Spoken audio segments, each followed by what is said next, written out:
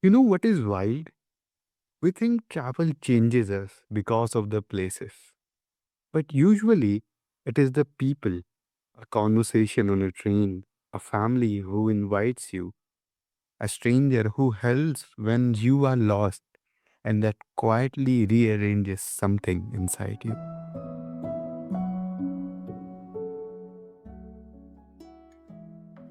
Welcome back to Healthy Mind, Healthy Life, the space where we talk about what it means to live with more clarity, connection, and emotional resilience in a real world way.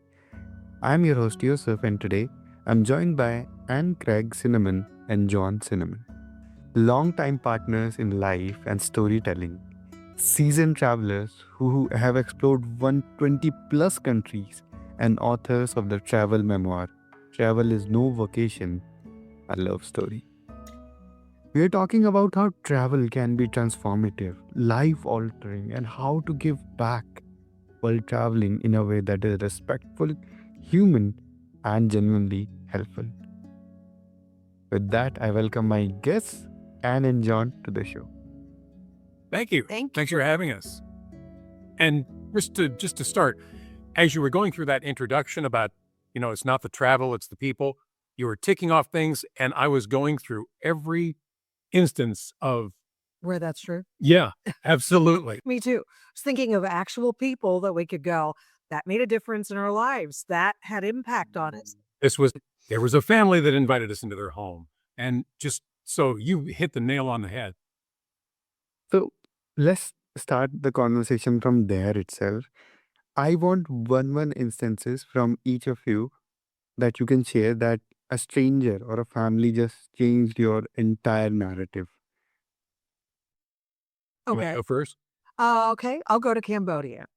So we were driving along, and we're photographers as well, and we saw these homes on stilts, and that is, how they live in Cambodia in many cases. And so we asked our guide if we could pull over and just take a few pictures because we like, pictures of what makes a place unique or different or whatever. And so our guide, Seth was his name, took us out. There was a pulled. We pulled over, and there was a somebody cooking something by the side of the road there. And then we went over and went to this house, and he spoke Cambodian to him and asked if we could come in. And it was a man and his wife. She was in making mats for their bedroom, and he was just in the kitchen living area. It was a small house. They had quite a few children, and they grow sugar cane in the back. And so we asked if we could take pictures, and we took pictures, and we have a picture that we particularly love of him sitting on the floor with just pants, no shirt, and with the biggest, most beautiful smile. He was just a beautiful man. And when we finished, we asked our guide if it was okay to give him money as a thank you. And he said, oh, sure, he would appreciate that. So we just handed him, like $5. And he immediately threw his shirt on and he ran out to the road. And it turns out it was his daughter at the side of the road who was cooking sugar cane and making it into candy to sell to tourists. This man would not take our $5 without giving us something in return. And this is a man who, the way we live, he had virtually nothing in the world except a small roof over his head and The sugar cane that he grew Yeah. and his lovely family and that sort of thing. but he felt he had to give us something. And it was so, unnecessary and beautiful. We drove off and, we thanked him and whatever, and drove off with tears in our eyes. It was such a beautiful gesture. Uh, John, would you like to share something?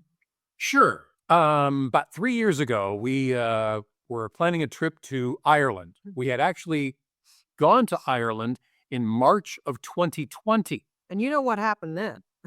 We'd been there 2 days and COVID shut everything down and we were sent home.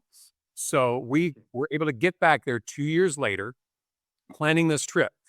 My family ancestry traces back to Ireland. So I thought for this trip, I would do a little bit of family tree searching and see if I could find someone with my family name of Cinnamon.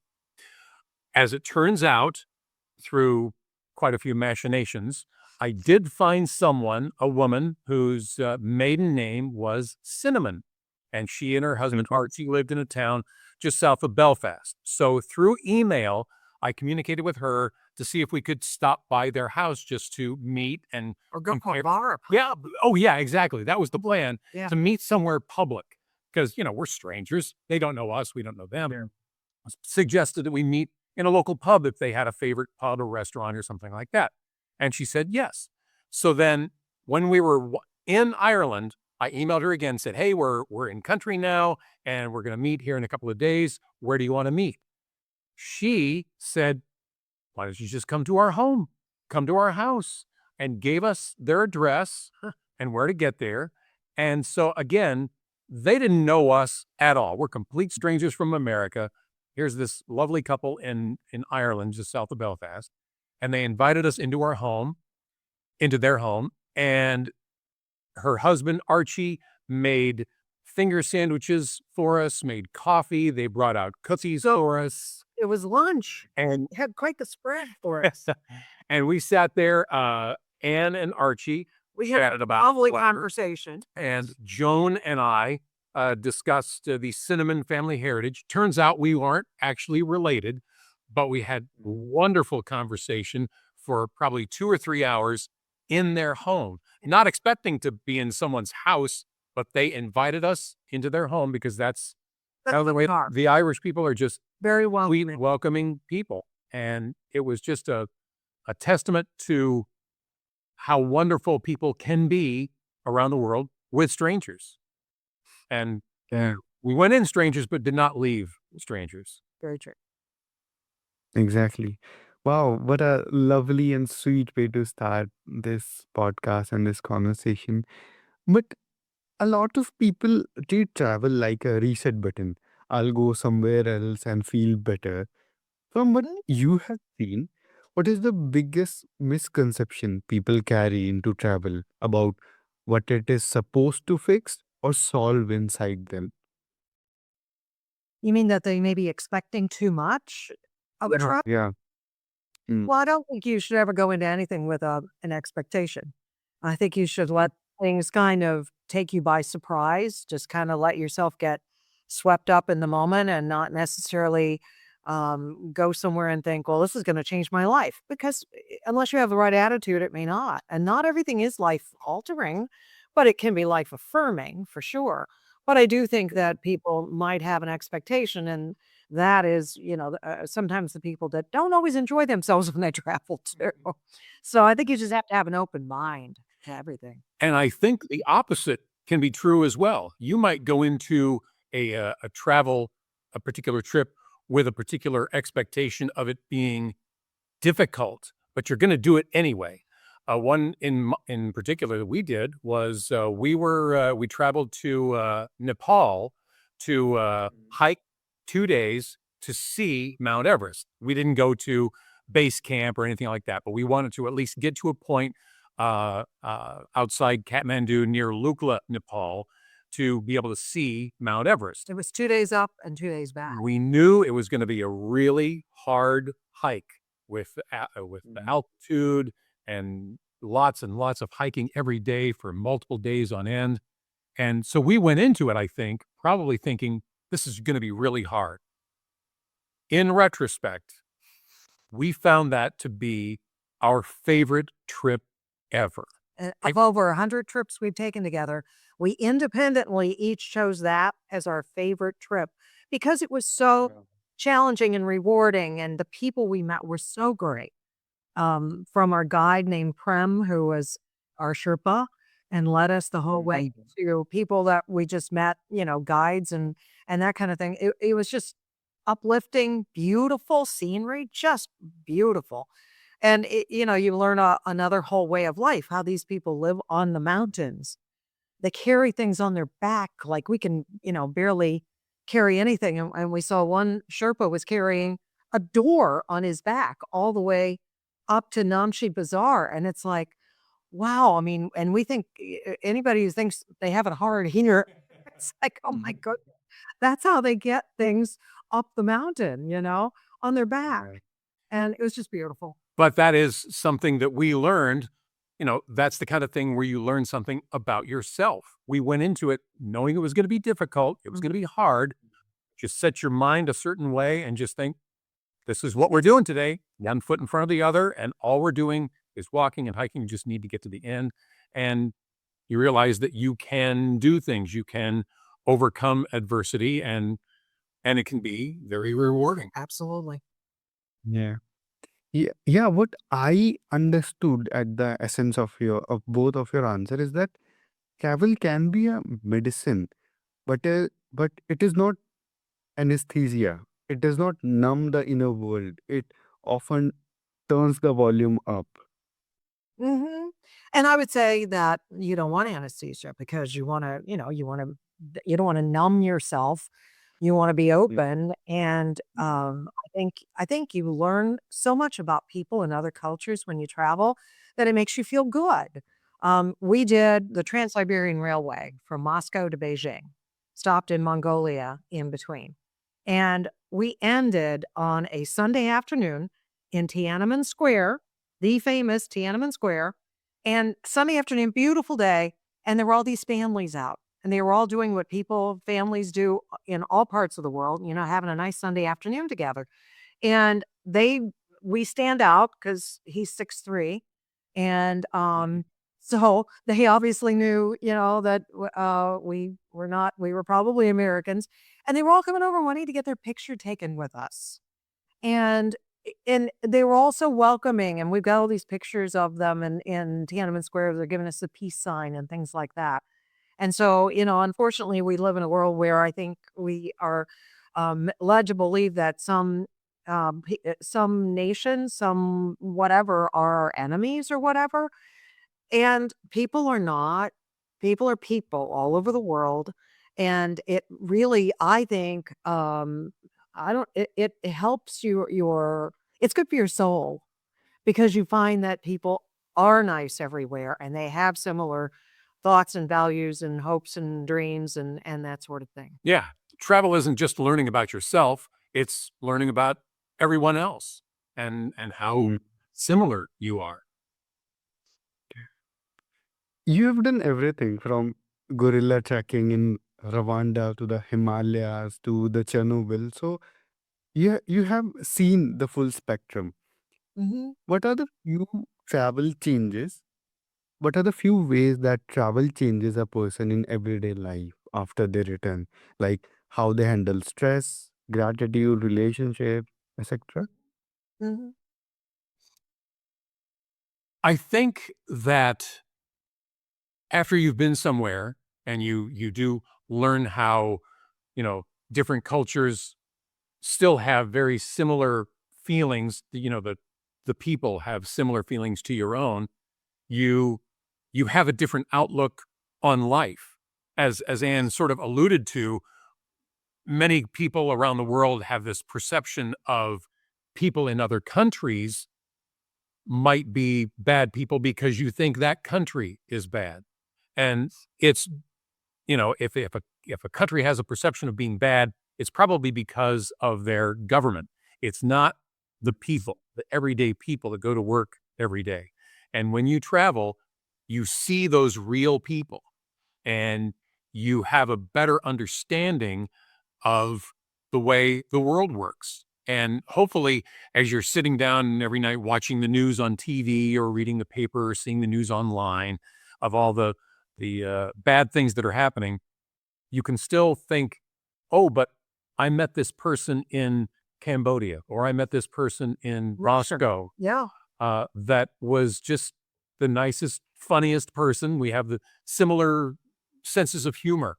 And so it's always nice to have that in the back of your mind when things are going wrong in the world or in your country or in your town. At least you know that there is mostly good. Well, and I think you also do get a sense of gratitude when you travel. We know that we're a very fortunate country, and Mm, we do try to give back when we travel. We think that's important. We've had a well dug in Cambodia. We did a fundraiser for an orphanage in Nairobi, Kenya, one time, and took medicine and toys and clothing and that sort of thing. And we've done other things, around the world that hopefully we've left something behind that is useful. And we always encourage people. We do speak about travel and that sort of thing. And we encourage people to look for something that you can do when you travel that you might, might leave the place a little better, when you travel. And that is also not only good for them, it's good for you. You can feel like you've contributed in some way. Staying on that topic, a lot of listeners genuinely want to help when they travel, but Mhm. there's also a lot of performative charity and volunteerism that can be very messy. So, Uh-huh. how do you think about giving back in a way that's actually respectful and useful? Um, as far as being performative, I think I know what you mean. And Agree. in the case of, uh, you know, the whole point is if you go, just you don't need to make a big show of it and post it on social media. Oh, look at me! I'm donating to these people. Don't. That's being performative. For instance, talking about the well that we donated to have dug in Cambodia. The reason we discovered that was because it was very shortly after we met that man, Cambodian man, in his home. We saw a sign near a well that had been recently dug, and the sign said something like, you know, John and Mary Smith from Calgary, Alberta, Canada, whatever, donated this well, and that gave us the idea. We talked to our guide about it and said, "Oh, can we do that too?" That's what led to that. When it came time when he was telling us, how much it would cost and what all went into, and he mentioned, "Oh, and your name will be on the sign." Our immediate reaction was, "Oh, we don't need our name on the sign. We don't want that. We don't need that recognition."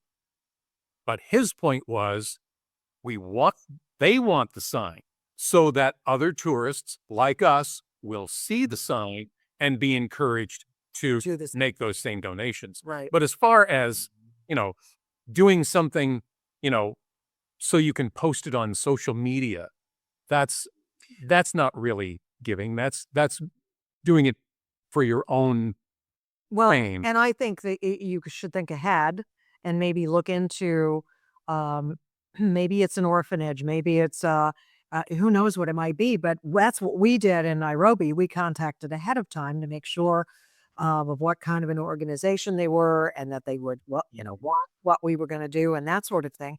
So you can look into it ahead of time. But I think connecting with a guide, somebody local, that can tell you they're the ones on the ground that live there, and they can tell you what's really needed and connect you to that. But you've gotta have the heart for it too. I mean, if you're going to do it, so that you can get lots of likes on social media, that's not anything we've ever done. We post of our trips, but we don't do it for a reason like that. So I think that, you gotta have the right heart for it as well, and then usually things come to you if you look into it. Yeah. I think that is the sweet spot, helping in a way that is humble, specific, and led by local needs, which make travel feel less like consumption and more like connection. Right. Mm, very Absolutely. much so. Oh, yeah, for sure. Yeah.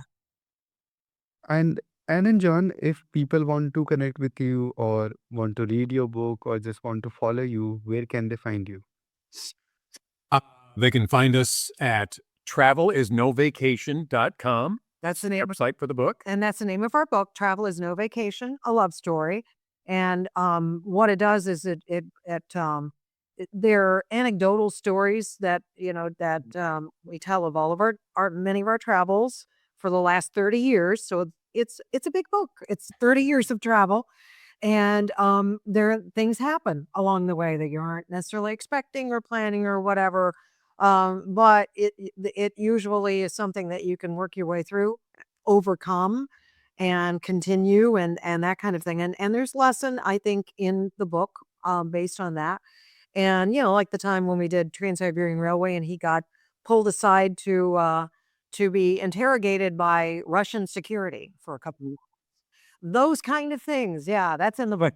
So, those are the kind of things that, gave us our book title.